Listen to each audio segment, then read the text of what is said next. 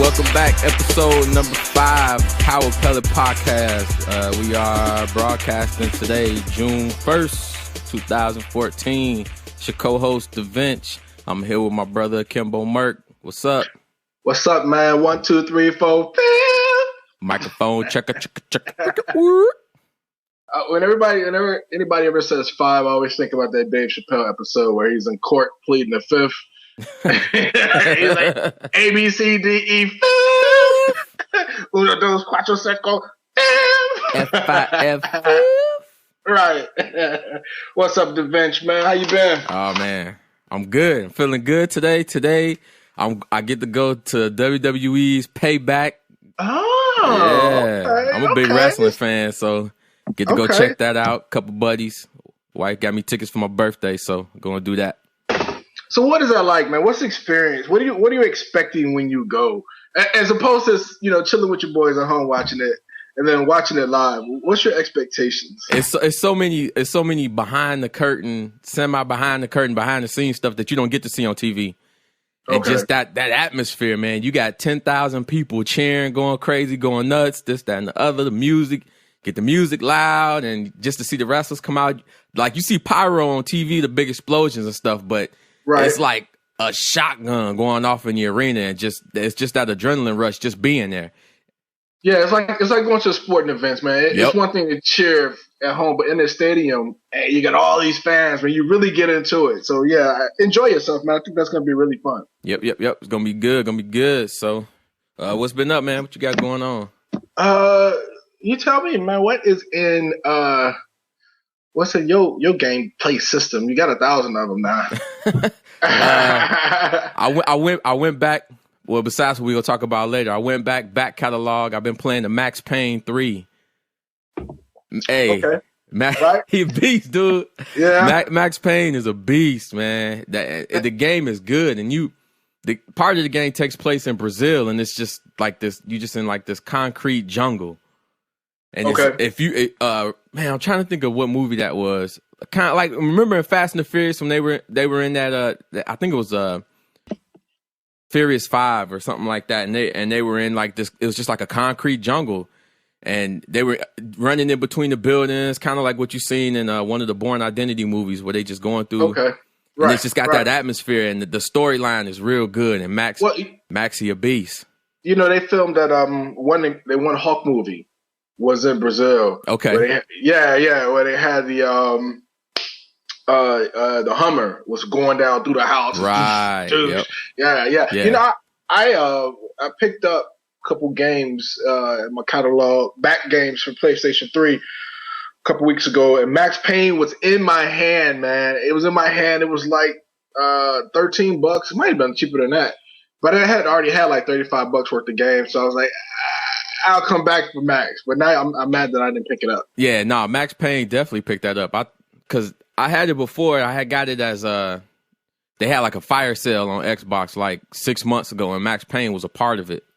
Right. Great game. Love it. The guns, you could do it well. He could combo dual well guns. You got the different rifles, the slow-mo, headshots, and yeah, it's good. Good storyline, and it's just straight action. You ain't doing nothing but straight action. When you control the Max, that's all you doing. Okay, cool. Well, me personally, I've been playing some Modern Warfare 3, a little Modern Warfare 2. Like I said, I picked up a couple of old games that I had owned before. The Modern Warfare 3, I picked it up because a buddy of mine, we like to play the survival mode. He likes to play it. We want me to play it with him. But the game was only like $6, so it wasn't like I spent a lot of money to pick it up. But it's fun, man. We played last night. Got up to level 30. It gets kind of crazy because, they send all these big armored dudes and dogs and stuff after you. So it's fun. Personally, I prefer shooting at other people against the AI. The AI just kind of runs into your bullets. But is it like a horde mode? Yeah, that's all it is. All it is a horde mode. But again, I mean, like I said, give me somebody live to shoot at. Because after a while, they're predictable. They're going to run into your claymores. They're not going to try to do anything different. But and the only way you lose is because eventually they just overwhelm you. Okay. Right. You just get dominated. That's it. Yeah. Yeah, got to see Miami. They moving on to the finals. Was a little heartbroken about that. Right. But last night, San Antonio Spurs, the one team that I think could truly give them a test. They handle their business. So hopefully, you know. I was sad to see OKC lose, but I was happy to see San Antonio move on because San Antonio I think is the only people who can give Miami good competition right now. You know what, Jay, and that's exactly what I felt too. I felt bad for Kevin Durant because he's probably one of the most likable players in the league, man. He works hard. He's MVP. He got all the talent in the world. You know what I'm saying? He's dealing with the nutcase Westbrook on his team. You know what I'm saying? So it's kind of like I wanted the Spurs to win because I think the Spurs have a more complete team that can give Miami the bigger challenge. At the same time, I wish Kevin Durant was on the Spurs. Right. You know what I'm saying? So, but that's basketball. That's another podcast. You got any game announcements, man? News, rumors? What's going on? Share? Just the normal hype, the normal E3 build up. Nothing too specific. A lot of game delays are starting to come out. They delayed the order. So. You want to make a formal transition, and then whatever topic you got up first, then we'll do that.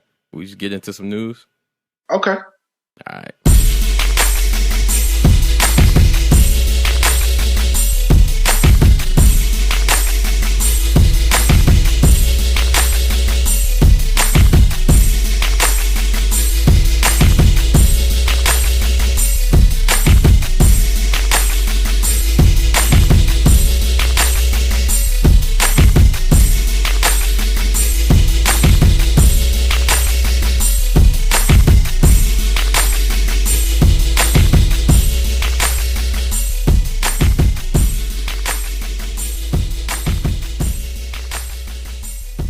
What's first on your list? I know you had something.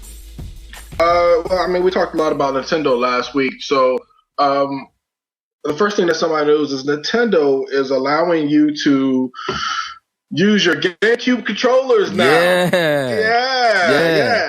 Yeah. Just in time for Smash Brothers that's coming out. Now, do you think that was kind of leaning towards what we were talking about, where we felt that they should get rid of the gamepad? Well, yes. I think Nintendo, two things. I think Nintendo has decided to say, listen, the gamepad was a fail. It's a fail. It's not going to be the best controller for our best product right now that's on the market or coming out in the market in the winter, and that's going to be the Smash Brothers. So I think this is kind of like what we've seen with Xbox. Let's get our house in order. Let's get some things straight because we are losing money, which is the second thing I wanted to mention that kind of ties into this game controller, this GameCube controller now being used with an adapter. Nintendo got beat this last quarter by Candy Crush. Wait, okay, so elaborate. I'm gonna let that sink in for y'all, and then I'm gonna say it one more time. Nintendo got beat by Candy Crush. You say, well, what does that mean? Okay, so Nintendo has what? The Wii U, the Wii, the 3DS, right? As far as their entire software, they grossed just about $411 million for the first quarter of the year. All right, quarters being 3 months each. So during that same time period, a company called King.com, which does like the Candy Crush and all the downloadable games, they made $641 million. They made a little bit of that money was off of me because we got Candy Crush on my phone, my wife's phone, on the iPad. Yeah. So. Yeah, and so again, a lot of that came from the Candy Crush saga that's out there. But I don't know if it's fair to just attack Nintendo with those numbers. But because Nintendo is popular with its 3DS and its handheld gaming systems, I see why this article was written. This is really hitting their pockets. And so if you're Nintendo, you got to be panicking a little bit. Oh, yeah. Nintendo already done, put it on DEFCON 5. They done pulled the fire alarm. Right. they've been setting the trend so much, and all of a sudden the trend is shifted out of their favor, and now that now they're getting back into it, and now they notice like, okay, we can no longer be behind. So no, you can't. And here's a problem here's a disadvantage to Nintendo. You have to sell a GameCube, a 3DS to somebody to get it into their hands. We already have phones and tablets in our hands, so all we need to do is go out and download an app that's not going to cost as much as one of your actual games. It was free. Candy Crush is free. They just making money off ads. So. Advertisement, yeah. Yeah. So if you're Nintendo, what do? Do you come out with your own app market? Do you start putting Mario Brothers available as a download? Wouldn't that be smart? If you're Nintendo, you come out with your own app, and through that app, you allow your games to be played on certain devices. That way you controlling the environment. So are you now Sega? Are you getting away from the hardware and now just focusing on software? If you do that, but I think if Nintendo is smart about it, why not just flip it and just open the market up on their device? Put Candy Crush on your device. Put all these other mini handheld games that are Android and iPhone compatible on your device. You already have a device that's powerful enough to run all of these games. Why not just open that up and allow these developers to come in and make games that you can approve and control a list? That's what's going to be released, and that way you making a ton of money on software. Okay, so you bringing the competition into your house. That was my next question. You're inviting the competition in, but I get it. At least they have to use your hardware, in order to get that software. So that's kind of a smart move. But again, that goes back to Nintendo kind of being inclusive. Not really. They don't do a lot with third-party developers, man. They have their own games and software that they want to use. So I think this is going to have to be a change in their mindset and how they approach the gaming market in general. Well, E3 is going to tell it all. Once we get to E3, once they lay out their future plans for the next 6 months, we get a huge idea of what Nintendo is actually planning to do. Hopefully.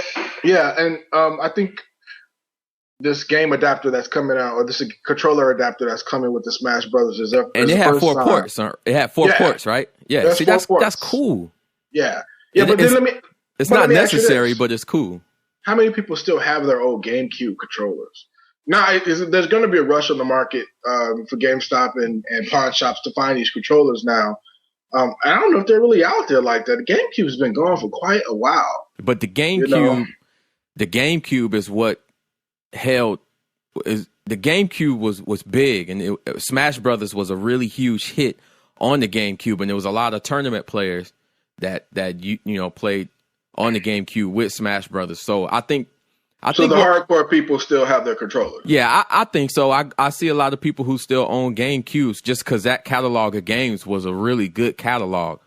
It was kind of just the Wii U that threw a lot of the hardcore gamers off. And I'm thinking a lot of people who own GameCubes might have not have sold them for the Wii U because the Wii U was such a low cost when it came out at that time. Okay, so for people who are going to buy this adapter, what price point does this adapter hit the market? Does it hit the market at $19.99? What do you think it's going to hit the market at? Because that's huge too. The cost of this adapter, and then what if I don't have a controller? Right, then you don't have to get the adapter. I think Nintendo, it's more of a fan service. I think the adapter is being released as a fan service. Yes, but when you tell me that you're bringing back this controller and this adapter to play this particular game, you're telling me, in a sense, you're saying that the controller we have now, this gamepad, really is the best controller for this game. I think what Nintendo is doing is just saying, in this game in particular, you can use any controller type gamepad. You can use the gamepad, the Wii remotes, the Pro controller. You can use the GameCube controller if you still feel comfortable with that because you were a tournament player. This is just another option that Nintendo is allowing gamers to play the game with. Competition. Right. They want people to feel comfortable when they play that game.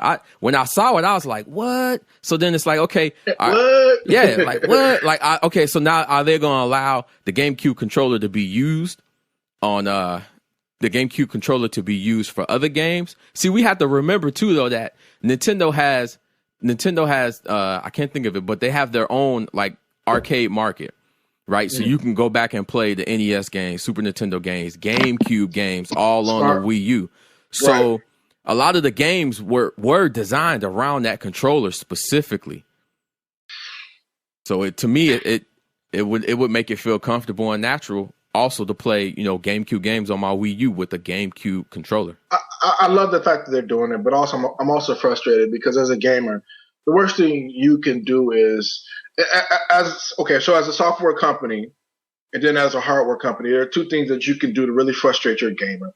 That is have a game that's very popular in its third, fourth, fifth iteration, and now you all of a sudden have switched the buttons around because you're trying to do something quote unquote different. Those are air quote people, quote unquote different. And then hardware as well. Nintendo, I mean, let's just think about it. From the regular Nintendo to the Super Nintendo to GameCube and Game whatever, they have had several different iterations of their controllers. And gosh, that's frustrating. How many my finger muscles, my memory muscles in my fingers, I can only do so much with them, man. I mean, well, that's part of living on 1, 2, 3 gimmick street, right? So Nintendo has a new console, and for them, part of that allure is, okay, I got this new console, but what else is different does it do? Oh, well, we got this new controller. We're trying to be innovative.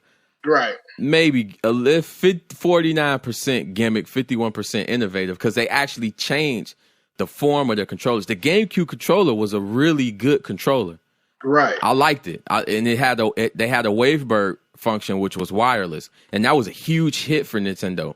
Mm-hmm. So I think Nintendo, what they kind of, if they're thinking like me in the mindset of, for them, it's smart where they can say, we know a lot of people played this game in tournaments on the GameCube. So if we want this game to be this hit that we really want it to be, here it is. You know what? You're a tournament player. You're used to playing on the GameCube. Use the GameCube controller with all these new characters and customize your buttons and play how you want to play. I think it just opens it up. It kind of mimics what you can do on the computer. On the computer, you choose what you want to play with.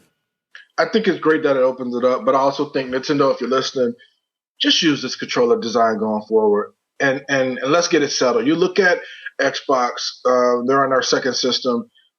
You look at Sony, who's on their fourth system. Sony's controller hasn't changed much. They added the analog sticks to it, but they really didn't interfere with the actual hand design of the game. Now, with the PlayStation 4, what they do, put the little screen on it. But again, that's not really interfering with the design that your gamers or your users are so used to. So the other announcement, or the other thing I wanted to talk about today, and I thought was a very interesting article, and it's not new. I think we've heard this before. Former Bulletstorm developer says $60 for a game in 2014 is simply insane. What do you think about that, Jay? And I'm going to elaborate why he said that. Well, it depends on what end of the spectrum he's in. Okay, so let me give you a little bit more detail about what he's saying. What he's saying is, as gamers, we're part of the fault. We're part of the reason for this problem. We are saying we want a game to be longer. We want it to be longer. We want it to be longer, and we do. We want to get the most for our money. But at the same time, developers are now saying, okay, well, if we want $60 for our games, we got to put $200 worth of material into the game in order for the gamers to be satisfied. So he feels like $60 is undercharging the game. No, actually the opposite. He feels like $60 is too much. It's too much. Wow. He's saying for them to hit that $60 price point, they have to shove into these games a bunch of fillers. So it's almost like the blockbuster movie that comes out that's 3 hours long, but really you leave the theater thinking, oh, that was 30 minutes too long. They really could have cut out some stuff. Games are now doing the same. They're shoving a bunch of content into the game to make the gamer feel like they're getting their money's worth, as opposed to just making games tighter. Tell the story, make the game tighter. But he touched on another one that was really huge. Not every game deserves a multiplayer. I hate when games force multiplayer in. Wolfenstein, the new Wolfenstein game that just came out, doesn't have multiplayer at all. It's single player only. That's it. Well, he used Dead Space as an example of a game that really doesn't need It does. It's a great multiplayer. game. Didn't they do well? They didn't have. Did they have multiplayer versus in the second one? Yeah, it was Dead Space 2 that they put the multiplayer in, right? See, I'm a fan of co-op multiplayer. I don't necessarily need versus multiplayer all the time, unless it kind of feeds into the story and the environment, or if it just works. I don't like a company that feels like they have to take resources away from making the single player experience better just to have multiplayer, just so they can extend the life of a game. If your game's good, people are going to go back and play them. Right. Well, and I agree. I always love a game where you could do multiplayer in the online story, the single player story. I think that's amazing. But there are some games out there that I picked up and you're just like, man, there's no reason for this to be a multiplayer game. It's not done right. It feels like, again, a cash grab. That's one of our famous words on the show. But that's just what it is. It feels like, okay, you made your single player game, but it's not going to sell or compete with some of the AAA titles out there unless we say it's multiplayer. Yeah, it's just not worth it. And it felt forced with the last Batman game that they had. It felt forced. See, and so that's what he was getting at. So let's talk about the $60 price tag. I mean, people are obviously paying this price tag to play these games, but do you feel like it's too much? No, I actually think $60. I think $60 is the sweet spot. We got to remember, if you go back 20, 30 years, how much did it cost for a new game at the time? I can remember the new Zelda when it came out cost $50 because my buddy got it for his birthday, and it was $50 to get that game. Neo Geo games were costing $100. Yeah. So yeah. If we take into account, and this is getting all financially blah blah blah, but if we take into account, right, like now inflation, games should cost $100. They've done. I've seen on famous websites where they've said, okay, comparing console costs from back then to today, and then with inflation, how much those systems should cost. When the original Nintendo Entertainment System came out, compared to today's price, it would cost $500, $600. So to me, I think we're actually getting a break with the $60 price point. I think people just complain because you'll get a game that you pay $60 for, and it's just not that good. The quality for the price has went down. Okay, so this basically becomes a quality versus quantity conversation then at this point. Yeah, I think so.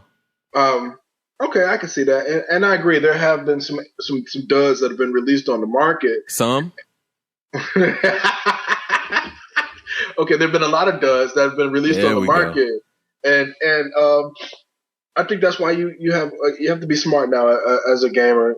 Let's rent first if you're not sure about something. Make sure you're reading the reviews, you're talking to your friends before you go out and spend and buy this money. Now, that kind of leads us to our topic of the week. Well, before we go into that, I still got another. Oh, you got some more news? I got a little news topic. I thought something that was really cool. Earlier this past week, Sony announced in I think it was like 40 to 50 theaters nationwide for free. For free, you can attend.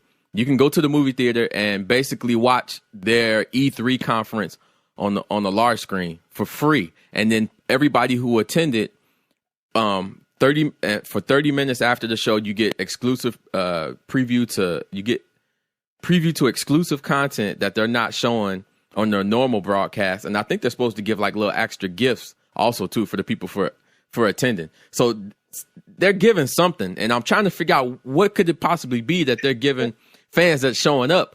And for me, I'm thinking, what if you show up to the event and you get a free copy of The Last of Us on PS4? A digital download. A digital download for The Last of Us. You get that for free. You get all this for free just for attending. They're trying to draw a lot of attention to their conference, whether the conference is going to live up to the hype or not.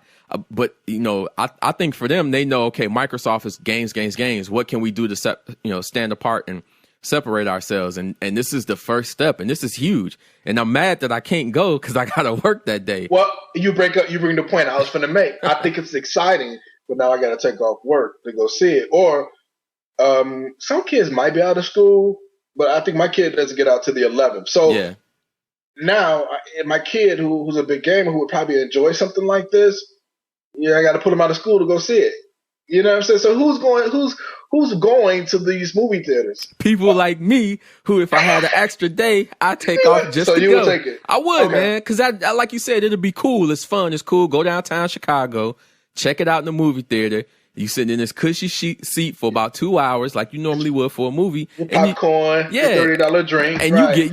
you getting something from play. You getting this experience first off for free, because it's almost gonna make you feel like you're at the conference. You know, and then whatever little surprise gift and surprise video clips that they decide to show you, this extra 30 minutes that you're getting that other people won't have access to. That's right. Cool, man. I think kudos to Sony. Kudos. Right. I think it's cool. So here's what I think Sony should do, though. Sony, let's play this smart.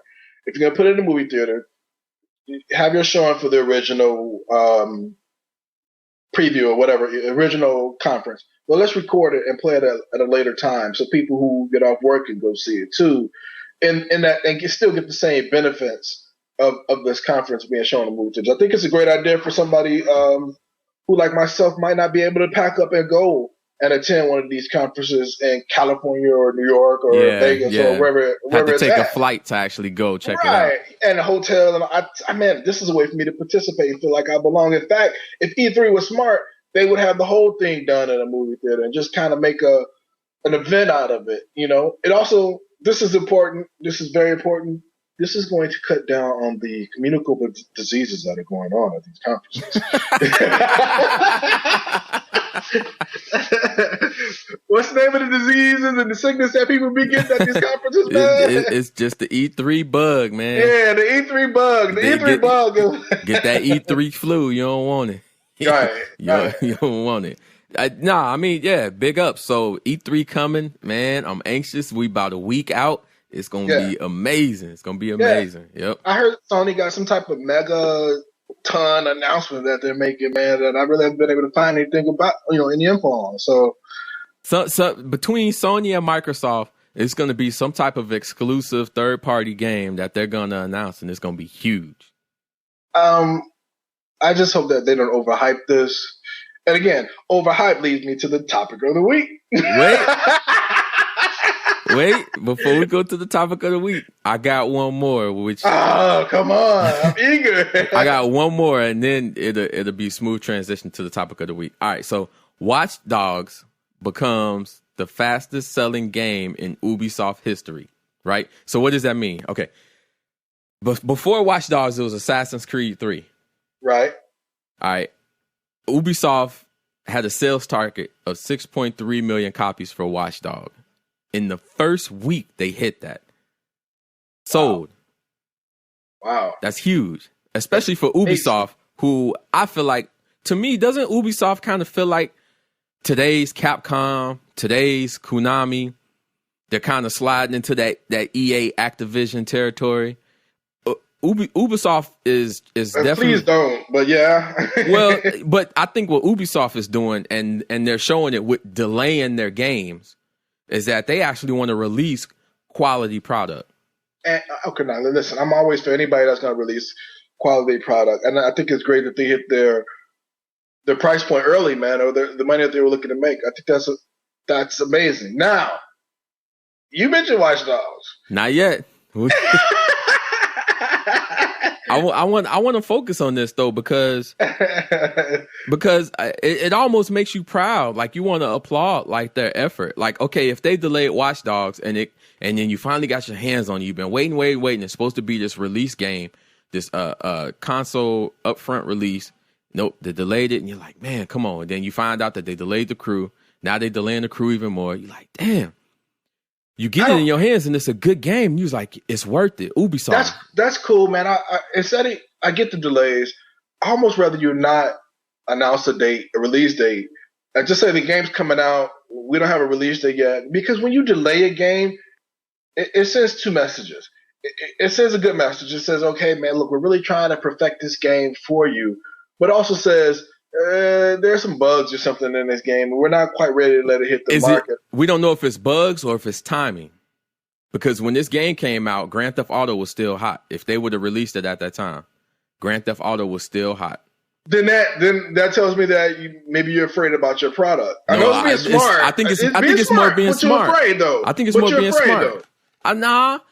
Well, you got to be smarter about it. You got a brand new game. This is brand new IP, and now you want this brand new IP to go head to head with Grand Theft Auto. Don't do it. It doesn't make sense, right? Don't do it. So let Grand Theft Auto do what it's gonna do. Let the smoke clear. Let it fizzle out a little bit, and then when people are thirsty, air quotes, around this time for something new, then you release it, and look what happens. It home run. And that's what I was hearing too, man. I was hearing a lot of the Grand Theft Auto people excited about this game. The thrill was gone in GTA, and the next big thing for them was Watch Dogs. Oh, I can't wait till Watch Dogs come out. Oh, I can't wait. Oh, they delayed it. I guess I'll play GTA a little bit more. Go back. You know what I'm saying? But I really can't wait till Watch Dogs comes out. Which leads me to topic of the week.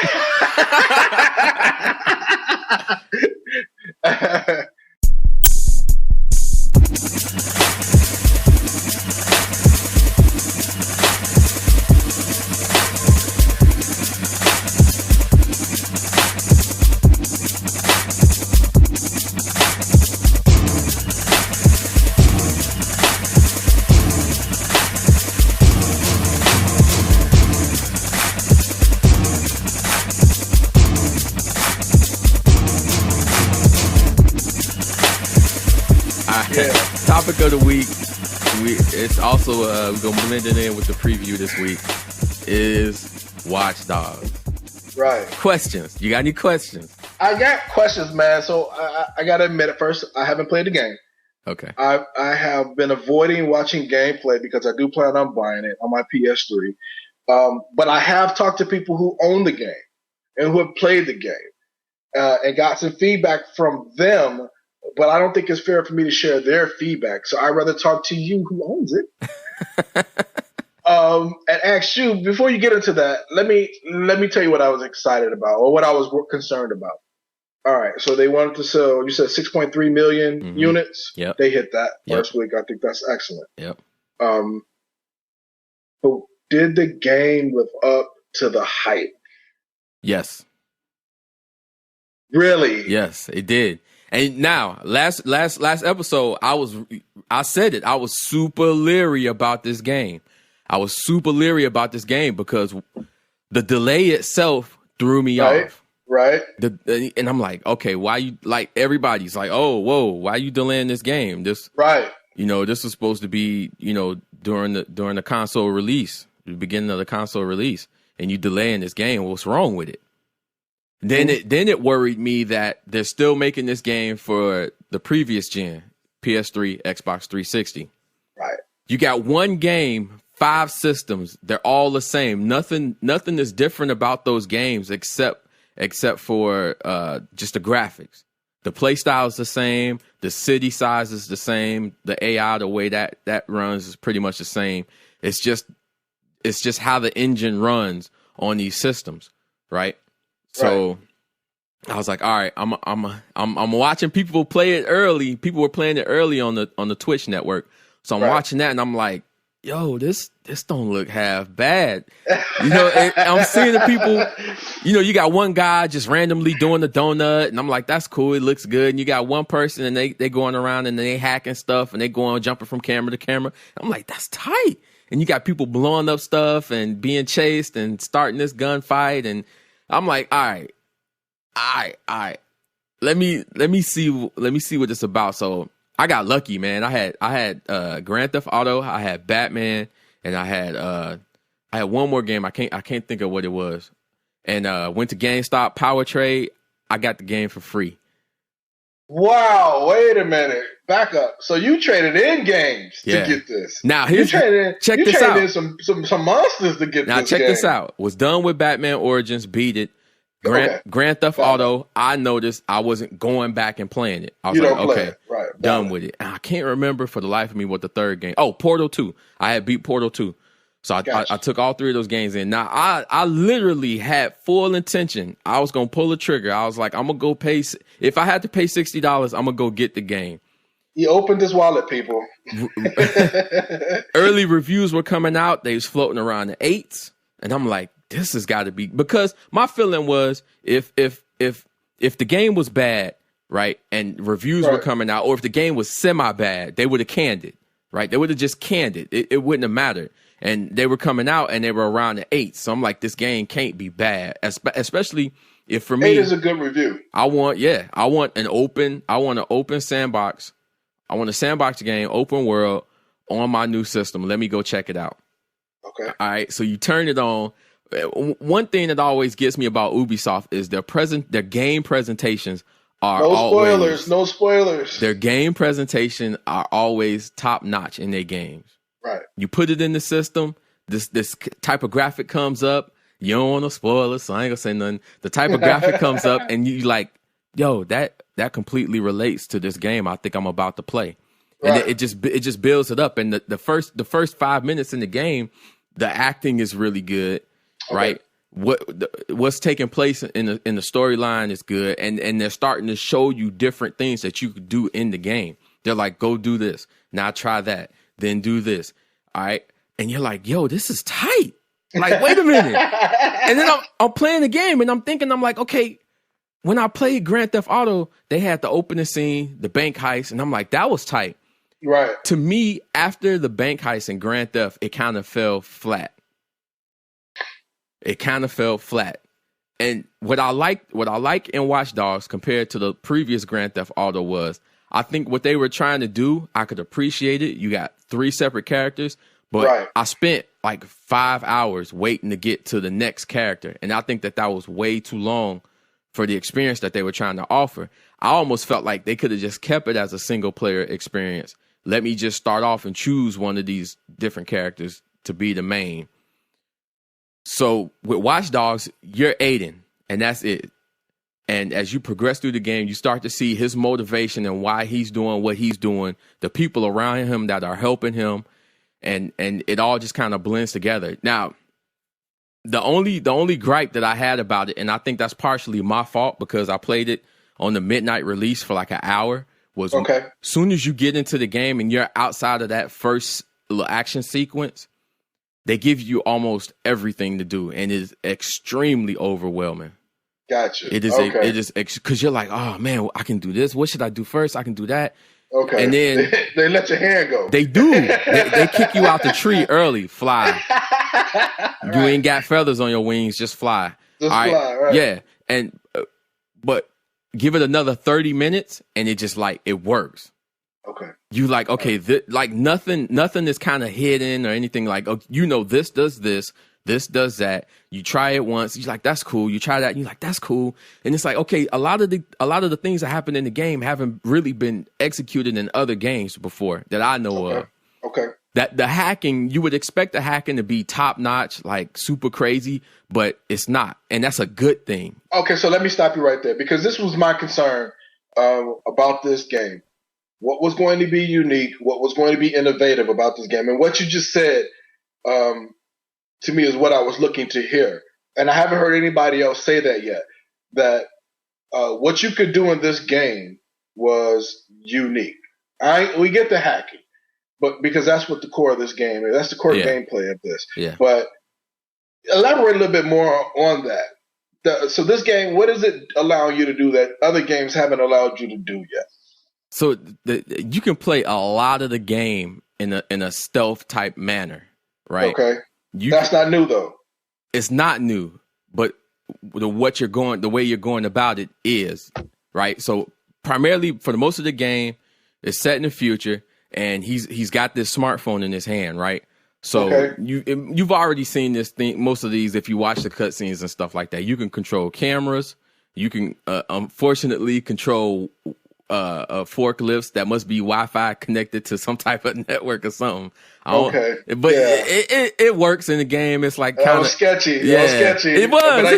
It's like wait, I could, and then you kind of put it in the back of your mind because you're like, okay, I get what they trying to do, right? You can hack like steam pipes that'll burst if you're chasing somebody. There's like conduits, underground conduits that you can blow up out of the street. So basically, they're saying the entire world is on a grid. It is. In Chicago, the police and And basically, like, the security force has created this electronic grid that you have hacked. Awesome. And you get control of that grid. So that's why you see, like, eventually you can raise bridges, and you got the guard pipes that come up in the middle of the street. You seen in the trailer, the car crash into that. You can hack, you can face recognize somebody, get their information, and then you can hack their ATM account. That's how you get money. And I like that they put the need of money on the back burner, because it allows you to just actually enjoy the rest of the world. Yeah. So that's taken away from some of the grinding. It is. Yeah. Okay. You get ATM hack perks. So if I hack you, normally I get $100. I get this perk, now I get $500. I hit third level perk, I can get no less than $2,000 out of you. Okay. All right. So you mentioned the Chicago police have created this grid. My buddy that's playing this game said that he compared the AI in Grand Theft Auto. Well, he compared the police officers in Grand Theft Auto to the police in Watch Dogs. Now, I thought the police in Grand Theft Auto were insane. I mean, they come after you if you run a light almost. In the last one, yeah. And I think in GTA 5 they kind of cranked it up instead. Like level 3 on the wanted level on GTA 5 feels like level. Yeah, it feels like level 5, like 5-star. Now, but tell me about the cops in this game. I heard the cops in this game are badass, man. They're coming to get you. But it's cool though, right? So if you're in the crowd and you walk and you accidentally pull your gun out, they're like, oh, people see and they go, oh my God, he's got a gun, right? That's real. They jump on the phone and they start calling 911. You can hack their phone to force them to stop. You can kill all cell phone contact within your area through a hack. I'm what about this today? Or what about this today? Or you can run up to them and you can snatch the phone out of their hand, right? Okay, right. It's a bunch of different ways you can stop them from calling the police. Now, when the police come out, talking about this game it get me excited. The game you is want to go play it right now? I do. I honestly do. When the police come out, you see them on the grid, and what I love about this game is they don't make it super hard to avoid the police. You're basically, once you basically get out of this radius after so many seconds, depending on your level, your wanted level, the police, they leave you alone. They say we lost them, which is cool. Right. But they'll come after you with the helicopters and the SWAT force and all this stuff. So you freaking me out right now. I ain't gonna tell y'all what he did, but he freaking me out. So the police are good though, man. I love the police. I haven't got so far in the storyline where I've had to deal with a police chase or anything like that. So let me think about. But one bad thing I feel about the game is the driving. The driving kind of reminds me of GTA 4 a little bit. It takes a little. You got to give that driving a chance because you got. I heard it was very sensitive. You have to add a lot of finesse. You have to know that you're gonna turn and slide with your car a lot more further ahead when you do. Okay. Think what else they got on the game. Oh, like that So when you play the game, they kind of force you to hack somebody first off to just kind of show you that you can. But when I say somebody, I mean anybody who's playing in free roam online. If they're connected online in free roam, you can instantly jump into their game, start hacking them. Now they have to realize that they're being hacked, and then they have to find you. So it kind of and kill you, from what I understand. Yep. There is no arrest you. There is no knock you out. Nope. They literally have to take you out. Yep. Yeah, and they kind of have that spy versus spy element, which is cool. Ooh, that's gangster. Yep. They got a 1 through 8 free roam. Then they have 3 through 8, which is kind of like in the 3 through 8 online. It's you and a bunch of people in this world, and you guys are trying to beat other people hacking systems and doing these little mini micro missions, which is cool. And then, like I said, you got you can do one-on-one, you can do the trailing, which is just, you're literally just following somebody. You're not hacking them. You're not doing anything. You're following them, and you have to accomplish being followed without being seen for so many minutes or seconds or however long it takes. So I think that integration, that online integration is good for the game. The one thing I wish they would have did, and I say this, and I'm going to continue to say this about every sandbox open world game that allows multiplayer, is allow for me to play and for you to jump in and play my single player campaign with me. Man, you know what? I don't understand why people didn't see the success that Saints Row had with this. That was, to me, that's what made Saints Row huge. That's what A buddy could hop in and play my missions with me. That's all that's all I want at the end of the day. And you know, I was expecting Grand Theft Auto to do this as opposed to switching between characters on a mission. How about just make it, like you said, focus on one player and then allow people to jump in and out of the game. And just let the AI control those other two guys. I think that would have done a lot to help the story. It's just a sidekick syndrome. Yeah. And I think you don't have to give those extra characters so many lines. Just make them, that's him, and he got his crew. Right. I think that would have blew Grand Theft Auto 5.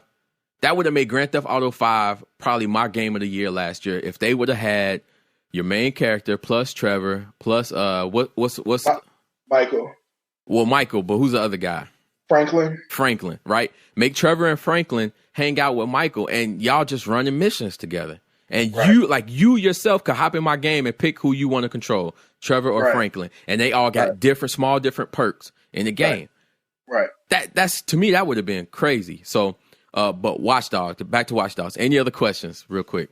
I had no. You answered a lot of my questions, and I'm glad to hear that the gameplay itself is innovative. And I mean, right now you've sold me. You make me want to run out and buy it. I'm looking at my stack of games over here, and like, man, what can I trade in? Yeah, we got a power trade, right?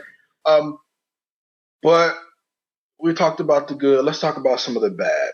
Some of the bad I've heard about Watch Dogs. The biggest has been the bait and the switch. Okay. And I'm sure people are talking about graphic wise. But I don't remember. I have the luxury of not remembering. Honestly, I have the luxury of not remembering the old E3 trailers. Okay. Where people were saying this game looked amazing in those trailers, and the developers admitted we toned it down because we were still dealing with PS3 and Xbox 360. Okay, then let's leave it there then, because we talked a bit about this last week in the E3 preview, that games are shown at their highest graphical output or whatever, but once the game is released, it's toned down. You're not expecting to get what you see at E3. And I think that's what people were complaining about with Watch Dogs. And it's not a new complaint, but if we had to say there was something negative, that was probably the only thing I've heard that's negative about this game. Yeah, it's not too much.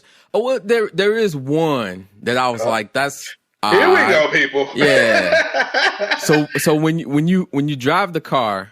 Well, the car was the other thing that I heard some complaints about, but I heard it was just sensitive, and that's almost like any new vehicle in a game. You got to kind of learn how to use it and get your muscle memory and your fingers right. Yeah. In order to, you get past that, but I now hearing you say that, no one has told you this. When you drive a car, you can't shoot. That silence you hear is the amazement on my face. You can't shoot. What? Yeah, you can't shoot while you're driving the car. And I know it's like, wait a minute, whoa, what do you mean? Like, yeah, literally, you can't. But that's classic car chases, baby. How do you not have that? So wait, all right. So the hold on, you can't say that and not. You're being super forgiving on this game right now. How? You're sitting here okay with the idea that you can't shoot out a car? No. I'm actually, you must understood me. I'm saying, how do you not have this? Okay. This is what car chases is all about. Yeah.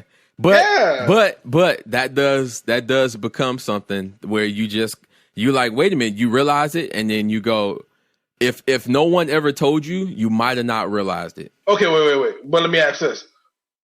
When you're being chased, are people shooting at you? No. So then it's balanced. It is. Yeah, I mean, it's balanced. It's a negative. We talking about negative. That's a negative. But it's one that's been balanced out. It's not like the AI gets an advantage over you. No, okay. There's no advantage. But all right, let me tell you this cool story thing I did. All right, so you got like different game types and different side missions and stuff like that. And one of the side missions is a convoy. And what they tell you is this convoy. Are you spoiling the game? Not at all. I'm telling you what I did. Because here's why it's not a spoiler though. Everything that happens in the game, remember I told you it's right up front. Okay. It's right up front. Eventually, they start to open little things up here and there, but it's right up front. So I'm playing the game. They're like, all right, here's a convoy mission. They're leaving point A, stopping from getting to point B, right? So you can see on the map the route that they're taking because obviously you got the hack. So I get in the car, drive real fast, and I get to where they're only about 200 meters away, and they're coming down the street. And I kind of do like this, like movie cinema thing where I get out the car and I grab, right? And I see the 3 cars coming at me, and I grab my grenade launcher and I'm waiting. Boom, boom, and the explosion was like boom, right? First car, boom, second car, boom. The third car swerves around. Dude gets out the car and he's hiding behind the car. And I'm like, where the hell did dude go? Right. So I'm trying to find him. We both running around the car and I can't shoot him. This fool get on the phone.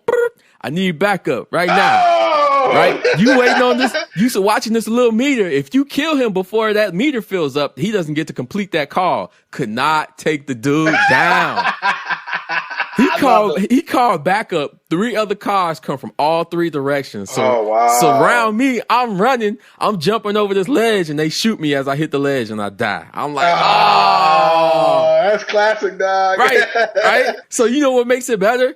I was like, retry, run that back right now. Let's go. I'm like, dang. Okay. Hot. Okay. The game hot, man. It's got me excited. That Watch Dogs, kudos. Ubisoft, y'all did a real good job. Y'all brought it. I think this is excellent competition for Saints Row. Excellent competition for Grand Theft Auto. Who knows when we'll see another version of either one of those games in the future. And that's where this game falls on the market. You think it falls in between the Saints Row and the Grand Theft Auto? Absolutely. Absolutely. Okay. What is your Power Pellet podcast rating for this game on a scale of 1 to 10? Just for the listeners know, this scale means nothing. This rating means nothing. Nope. Go out and buy the game yourself. This ain't even a review because I don't do reviews. I do previews. Exactly. So, but no, what would you rate it? If I had to, right? So minus a couple things. Minus the fact that you can't join my single player campaign and we run together. Okay. Right. Minus that. To me, for Sandbox, that's a huge negative. That's my personal opinion. Right. Okay. I'm with everybody else, man. It's about an 8.5 out of 10. What's missing other than the Sandbox? Where's that 1.5? And so far, what you've seen that's missing to make this a 10? I think they could have did a lot better with the cars. I do miss the fact that you can't customize cars. I miss a lot of the creative side of the open sandbox world, right? Okay. But it's not much that's bad. It's not an excellent game. To me, In the 8s is a great game. Right. Even if it's around 7.5 to 8 that's good. But 8.5 where I'm at, I think that's great. I think it is a great game. I think it's something that we needed outside of Grand Theft Auto. That sandbox open world genre is wide open for anybody to come in and give a shot at it. Ubisoft took a shot and they hit. And they hit it on the mark, man. I think they did a real good job. Okay. No, I think that's excellent, man. All right, you sold me. If this was a commercial, I'm sold. I'm ready to go make the purchase. So it's good, man. I'm happy because I know you were kind of hyped for it, and I was really on the fence about it. And I'm like, I don't know, something about it just ain't hit me right. And then the fact that people were getting their hands on it early and nobody wasn't really saying anything bad about it. Right. I just felt real comfortable in that purchase. Well, I love stealth games. I give me a game that I can sneak up behind you and do something evil to you. I love it. And you can. And that's the thing. Yeah. You don't have to use guns the whole game. You can approach every scenario totally different from somebody else. Right. Now eventually you'll get a little hand silencer, James Bond style, handgun with a silencer on it. You could upgrade. Eventually you'll get to upgrade weapons with silencers on it. Right. I love how you could just hack people and build your bank account up, go to the gun shop, and now you're getting basically whatever gun you want to get. They don't tie you down. They don't hold you down so much in this game, man. And I love that. They're not restricting you from a lot. Okay. Another negative about it, now that I think about it, and which is kind of, I forgive it a little bit. You're in Chicago, but it's not, to me, it's not Chicago. It's it's about 15-20% Chicago. And I knew that. And I knew that. And I understood going in that they were just taking bits and pieces of Chicago, kind of moving it around. Yeah. But that's cool. I mean, we haven't seen a game that has really been set solely in Chicago. Like the last Hitman was supposed to be in Chicago. It doesn't necessarily stay there, but I don't understand why a game like Grand Theft Auto hasn't used Chicago yet. It's like games stay away from Chicago for some reason, man. I wonder if you got to pay for licensing or something. Yeah, because what did we say? Grand Theft Auto mobster style 20s in Chicago would be amazing. Wouldn't it? Yeah. So, all right. That's all. Did you have anything else you want to talk about? That was my topic of the week. Watch Dogs. I love it. I'm happy I got it. A lot of these games are being delayed and pushed back, and that's cool because you could literally spend about 30, 40 hours on Watch Dogs with the side missions, the main story, and all these extra things. Oh, you know what they got on there? they got like a coin chaser like game. And what it is like you kind of go on this, I think it's like it's not a digital trip, but you find this marker and you say, yeah, I want to play Coin Chaser. I can't remember the name of it, but what it does is it makes the screen kind of look 8-bit with scale lines on it and all that stuff. Okay, like Pac-Man. Yes, and they put like these digital red skulls in front. You hit those add to your time, but you got to get the coins, and you're basically doing this run challenge, like jumping around, getting the coins and all that stuff. So.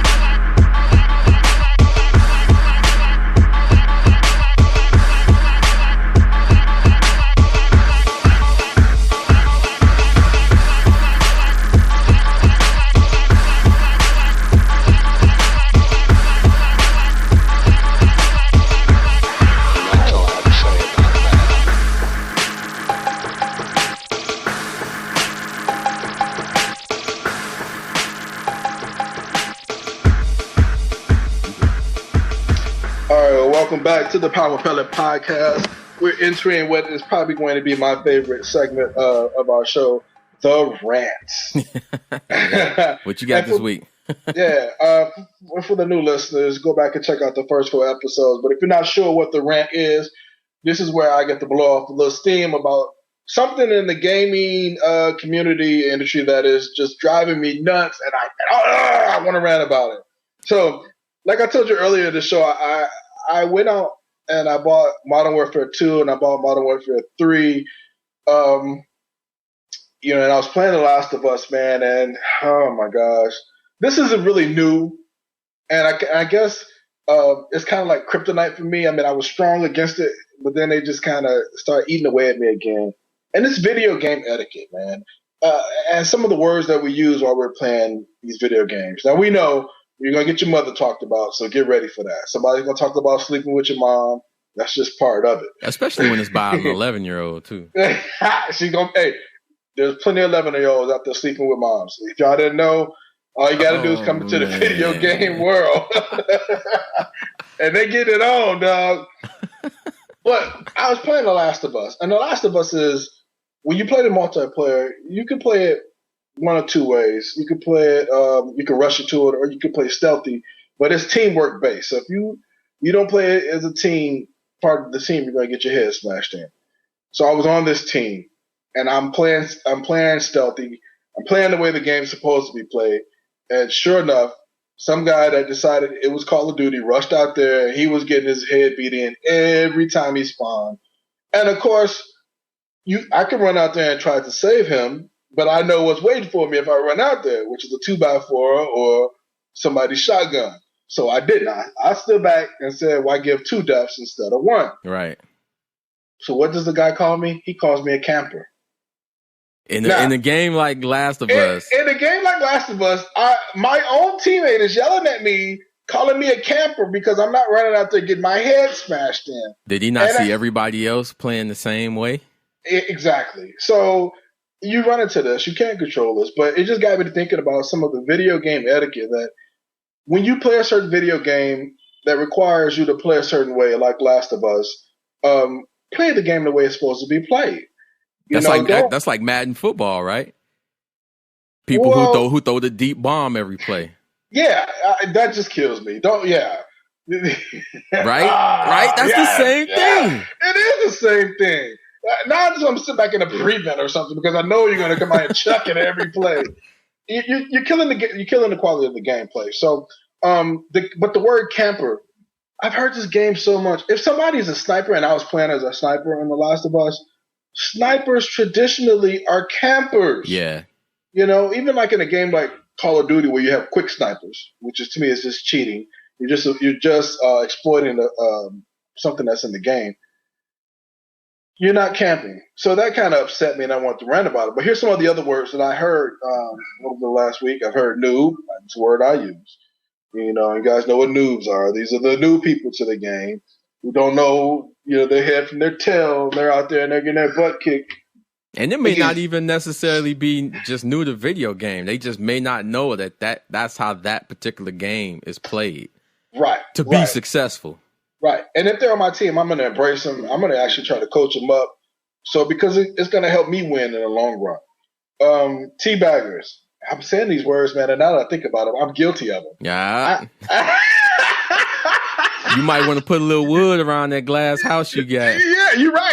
Because I will teabag you in a heartbeat, especially in Battlefield. But teabaggers was another word or something that you hear a lot. And then lag. Man, lag has got to be the catch-all excuse for sorry video game player. Yeah. My butt kick. You're the game's lagging. No, the game's not lagging. We just beating y'all head in. Right. You know what I'm saying right now. You're taking this loss. Yeah. Don't blame it on lag. So, that was just some of the things that I wanted to rant about this week, man. It's just some of the common video game words that we hear, and they're kind of old. I'm guilty of using them, you know what I'm saying? But we need to kind of get away from them, I guess, because it could kill your experience. So, I think for me, like I know of I listen to a podcast, a real famous podcast. Mm-hmm. They do primarily PS3, and this guy, he'll tell you he doesn't mind playing online, but he refuses to wear a headset. Yes, and I know a lot of people like that. They don't like to wear headsets. I like to wear headsets because I like to communicate with my friends. To me, it's a social outlet. Yeah. You know what I'm saying? That's cool. But like last night, I played with some guys, man, and it was me and my teammate, Jen. So we're on teams, but we got two other people on our teams. And, man, when they get to talking about stuff that has nothing to do with the game and they're just totally killing the focus of the actual mission that you're on, drives me nuts, man. Thank God for the mute button. And that's almost like, why don't they just go into a private party chat and just do it that way? Yeah. See, that's why I'm real big on private party chats. I don't want to hear, if I don't, I'm bad for this and you get on me all the time. If I don't know you, I don't want to really talk to you, because 9 times out of 10, you're not going to say anything that's going to help me win, and you're not going to say anything that I'm interested in listening.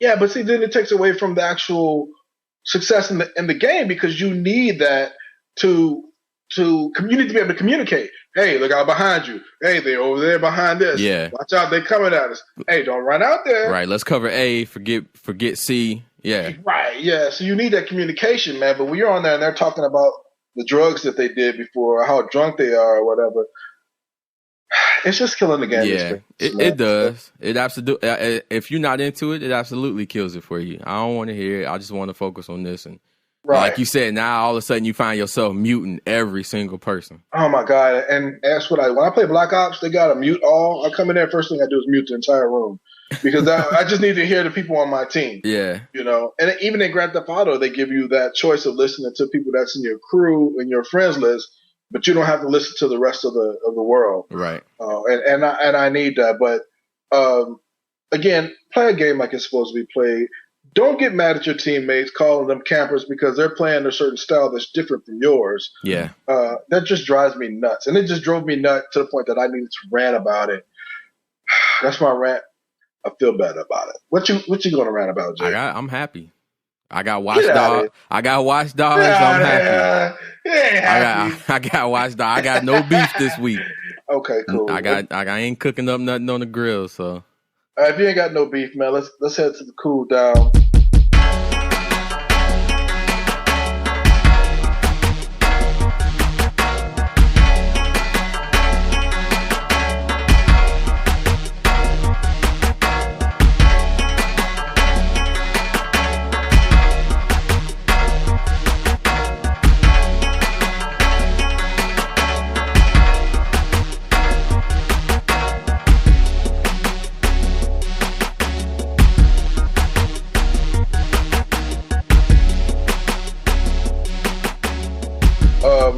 What's something cool you did this week, man?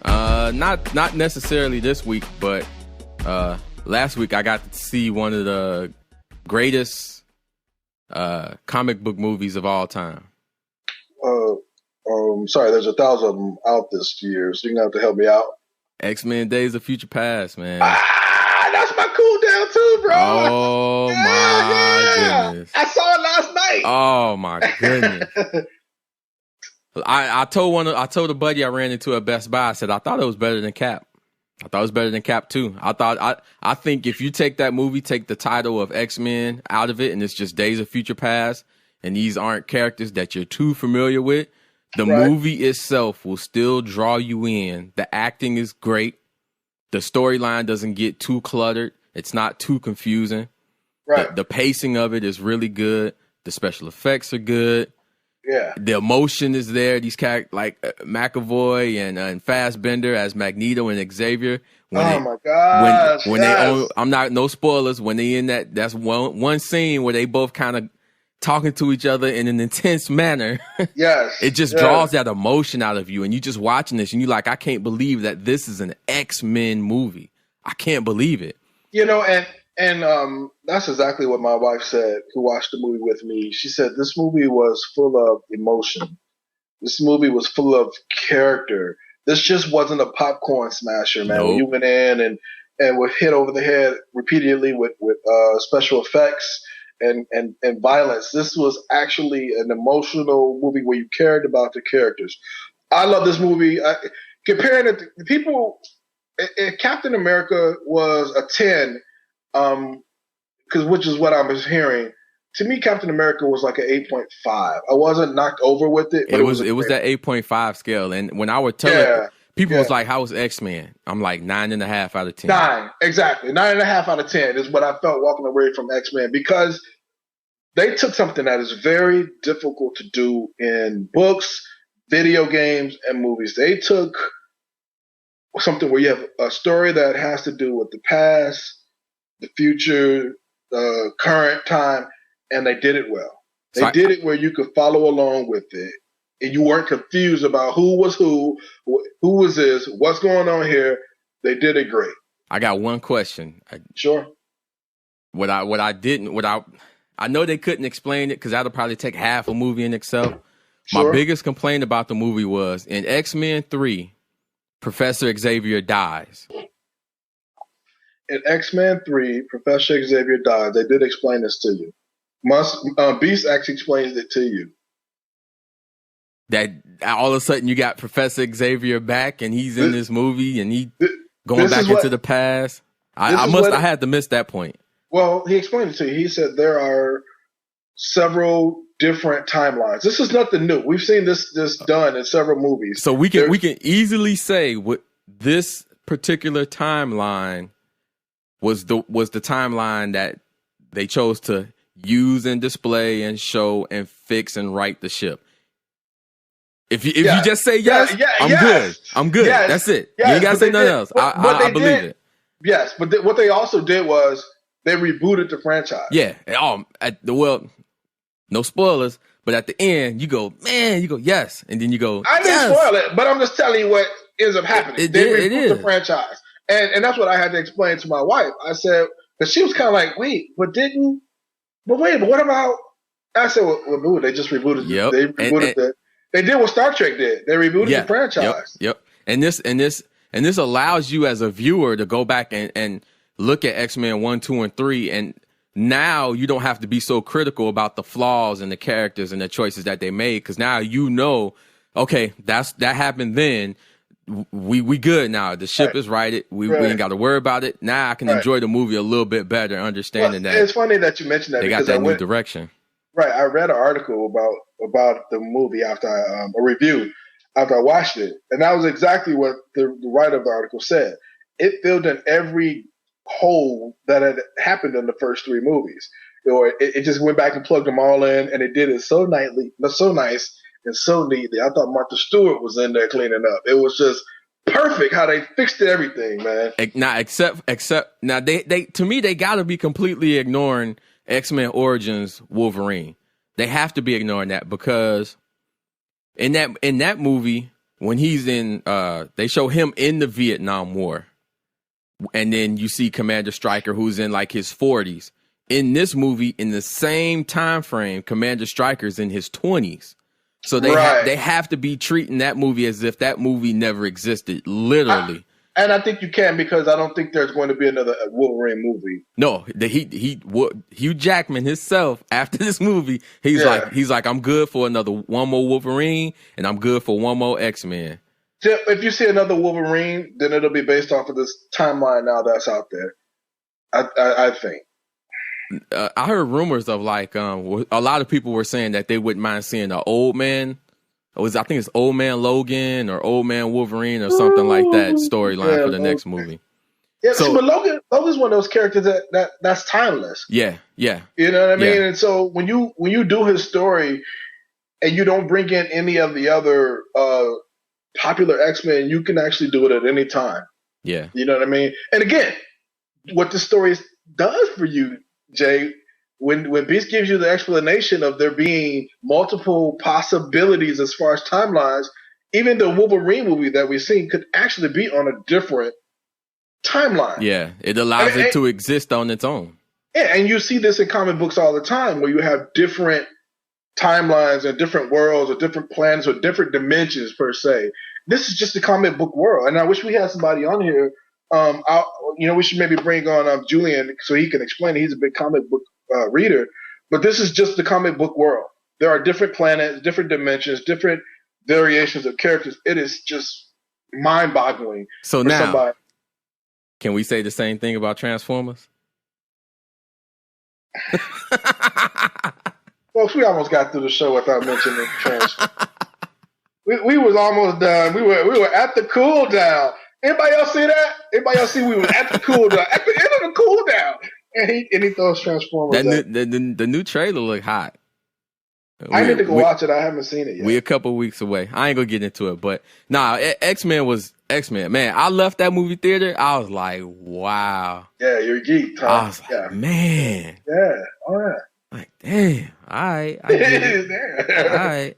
That was good. Like, I just was amazed. 9.5 out of 10. There was nothing else bad I could say about it. I watched it and just couldn't believe it. And all right, so let's do this. So what do we have this year as far as comic book movies? Because you know how I feel about them. So we've had Spider-Man, we've had Captain America, we've had the X-Men. I'm missing one. You got the other one coming out. Is it Guardians of the Galaxy? Guardians of the Galaxy. That hasn't dropped yet. So we've had actually 3 good movies, 8 out of 10 movies. Spider-Man 2 was good. Spider-Man 2 was about a 7 out of 10.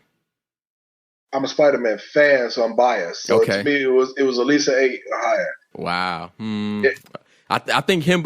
I'm glad you've seen it. Now we can talk about it. I think everything between him and Gwen Stacy was great.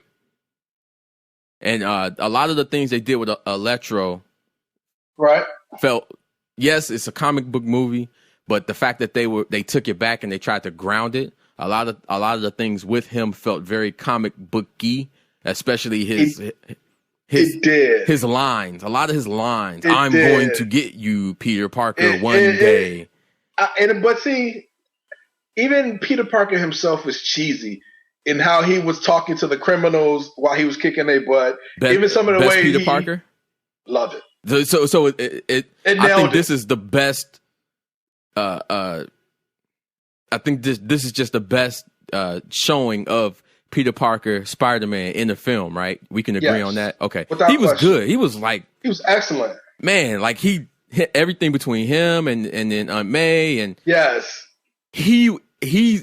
I think he set the bar. Tobey Maguire's Peter Parker was good. This version of Peter Parker, I appreciated even more. Well, Tobey Maguire's Peter Parker, they tried to make it too serious. I think the key word for these movies is comedy. There's laughter in these stories. Yeah. And so Peter Parker nailed it, man. Just nailed it. Yeah, and Andrew Garfield was good. He was good. Yeah, he was excellent. So it was written well, too. Did you see Godzilla? I saw Godzilla, yes. What you think? Overhyped. I felt that way a little bit too. Godzilla wasn't bad. I was watching the movie and it felt like every time it got to a certain thing and something would happen and I'm like, oh man, why did they do this? And then it doesn't last long. So I'm like, it makes it feel like that wasn't too bad. But it was, to me, it was too many moments of that wasn't too bad. You know what I'm saying? Where and they're supposed to being excited about it. Yeah. Okay. Yeah. But I you know, after seeing it, thought about it, and I was like, it wasn't too bad. So, you know, the fact that they hyping up and they pumping up that they gearing up to do a second one, I'm ready.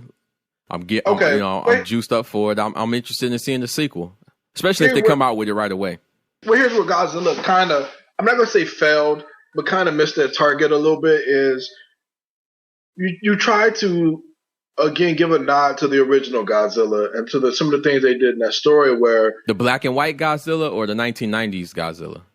The black and white, I think. I'm not sure. Don't quote me on that. But it was, again, you didn't have Godzilla show up until 30 minutes into the movie. That was... But it was that was a nod to the original. But that was a nod to the original movie, though. And if you think about it, that's what movies do. Jurassic Park, you don't see dinosaurs until the build up. Yeah, right. so I get it. I'm good. That's cool. Okay, so that to me that was that threw me off a little bit. But what also threw me off is I saw more of the monsters. Some people haven't seen it, so I'm not gonna tell you why. The monsters that Godzilla was fighting more than I saw Godzilla, and which was a problem to me, and every time they got into a good fight scene, they cut it off. That's every single person's gripe with the movie. And here's why. Because that's how the original movie was done. And I'm like, okay, I get that. But I'm not going to use that word because this is a rated G podcast. But I mean, you left me hanging. You know, you gave me blue balls in this movie. Yeah. You know what I mean? Because you when they show like the first two confrontations, we'll call them, right? Okay. It happened, and you like, wait, what? Like, all right, they got me on the back end there, right? They got me on the back end, right? And they tried to, and they do try to make up for it, but it fails. Yeah, I think if you say it was like 60-30. 65-35 humans to Godzilla. If they went 55-45, right? You know, but I like how they play. I like the. I don't want to spoil it, so yeah, we might have to do. We might have to start saying spoilers. But I like the purpose that they gave them, which to me kind of made sense. The purpose of. But that's always been his purpose, and I love that part that they stayed true to that. But at the same time, I just felt like, give me more of the beast. Give me more of the monster. If you're going to say, this is a movie about Godzilla, show me Godzilla. Yeah, we'll get more Godzilla in the next one. Yeah. I think because they don't have to build up to it. He's already there. So now I love the explanation that they gave for why the monsters were there and da-da-da. I think that was, I'm like, I never thought of that. That makes great sense for a movie. Great. Well, let's do this though. So let's do something dirty here. Let's compare it to Pacific Rim. Pacific Rim to me was a 10. I'm just gonna let you know right out the box. 10 out of 10. Compare this to Pacific Rim. Big monsters out of the water, humans, trying to defeat them, whatever. What do you think about this movie in comparison? I think the acting in Godzilla was way better than Pacific Rim. I think some of the acting and I don't know if that the acting kind of goes on Guillermo del Toro's lap, the director of Pacific Rim. It's just some of the acting kind of fell flat. I think the relationship. Well, it has to do with your actors too, though. Yeah, the Asian girl that she was the female lead in the movie. I think a lot of her scenes felt way flat for me, so much where I got pulled out of the experience. Right. But everything outside of that in Pacific Rim was great. I did like the monsters. I like the robots, and for me now, I need all of that. If they ever do a sequel, which I doubt it, I need all of that to be on land now because I feel like sometimes the water slowed down what they were trying to do. Give me all of that in the daytime. Let me see more of the detail of the monsters and the robots. I didn't feel as good as you and some other people did about Pacific Rim. I did kind of felt let down by the hype that everyone else who saw it. You know what made that movie cool to me was the fact that the international community came together. How you had your Russian robot, your Chinese robot. Oh yeah, that was nice. That was tight. It was nothing about the robots that was bad about the movie. It was everything else. Okay. Yeah, the acting could have been better.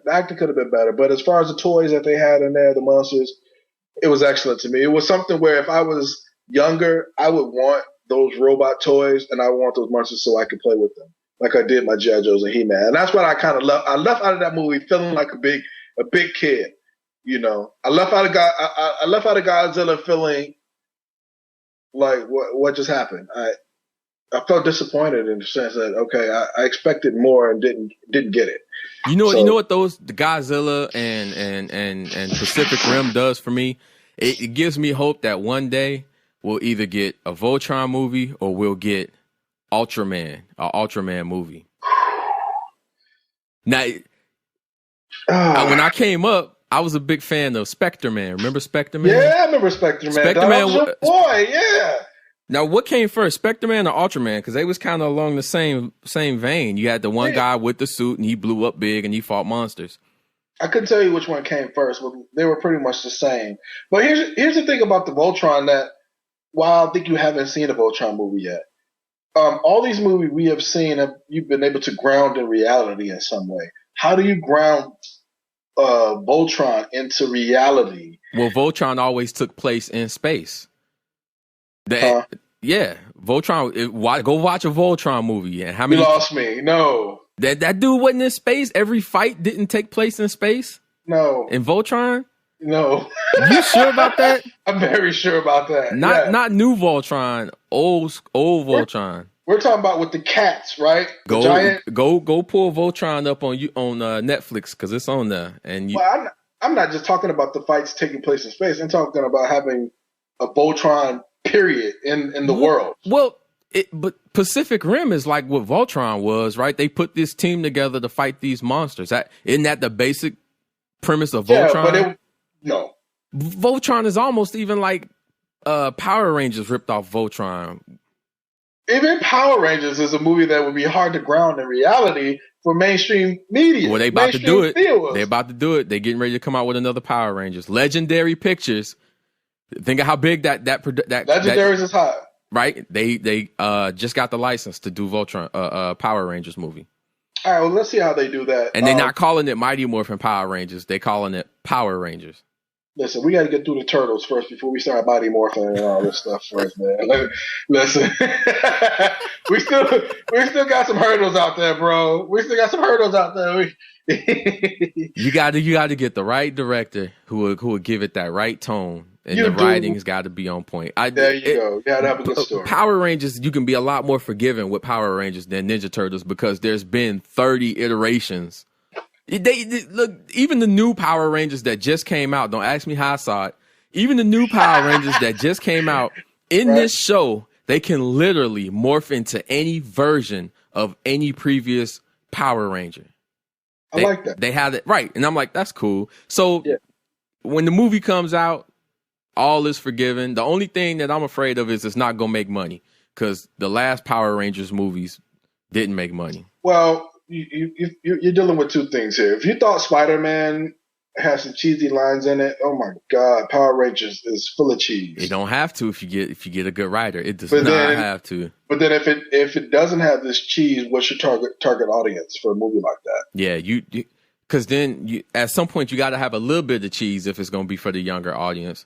Mm-hmm. Because if it don't have, just that campiness to it, a lot of them won't enjoy it. And so that is a weird movie where you go, okay, well, what is the target audience for a movie like Power Rangers? Right. That's hard. Yeah, because the people that made the show popular that watched it, they're adults now. Yeah. You know what I'm saying? So that movie came out when the show came out when I was like 12. Yeah. So you're an adult now, so you understand campiness, but you don't want to see too much of it. It's something that actually the Turtles struggle with as well. We want to see a more serious turtle. Even Star Wars so you figure Star Wars first came out when I was like 5. You know what I'm saying? So it actually came out even when I was probably younger than that. When the last 3 came out, was it 79? Yeah, it was 79, something like that. So when the last 3 came out, I wanted a more hardcore Star Wars. They went after the kids like they did with the first three, and it was a little cheesy or campy. The next one that's coming out, the one that's coming out next year, I think it has to be gritty. Yeah, and they, as you've seen, he go do a lot of practical stuff in it too, which it'll give it that little. If they make it like a good cowboy movie, I think it'll be real good. I don't get the cowboy comparison. Well, just with the Cowboys, it's clean and cut. You got your good guy, bad guy. You got your storyline. You understand the purpose of everybody that's there. Yeah, it always been a good and evil. I agree with that. So Jay, that's all I had today, man. There's anything else that you want to touch on? Happy first day of the month. We 30 that's days. Not a holiday. That's not a holiday. I'm just making stuff up. You can't just make a holiday up and celebrate it. Happy June 1st day. Nah, I do feel like there needs to be a countdown necessary to June 27th, though. What's June 27th? Happy Transformers Day, Age of Extinction. That's it, folks. So that's going to be the end of our show. Thank you for listening to episode 5 of the Power Pellet Podcast. You can find us on Facebook, Twitter, and YouTube. Power Pellet Podcast. Just do a search. Jay, where can they find you personally? Where are you hiding out? Anybody want to follow me on Twitter? Want to hang out on Twitter? Have Twitter conversations? Find me DAVENCHTUNENAMI DaVinci Toonami. My head's spinning. Yep. One day that DaVinci guy, that Dave NCH, he'll cancel his Twitter account, and I actually had that. But until then, I'm on Twitter. Power Pellet Podcast on Facebook. Also on YouTube, just search Power Pellet Podcast. I'm also on Instagram under the same Twitter handle. You can find me on there. Share pictures, like pictures, post pictures. Pictures. I'm also on Twitter as well. You can find me as the Muse Hunter. For you who can't spell Muse, it's MUSE. Muse Hunter. And again, we're on all the social networks. So get at us, give us some feedback, tell us what you think about the show. We still in beta. We're always in beta. So, yeah, we're still fixing it. If that's broke, we're fixing it. It's a work in progress every episode. But that's it, man. Good show. All right. Catch y'all next time. Later.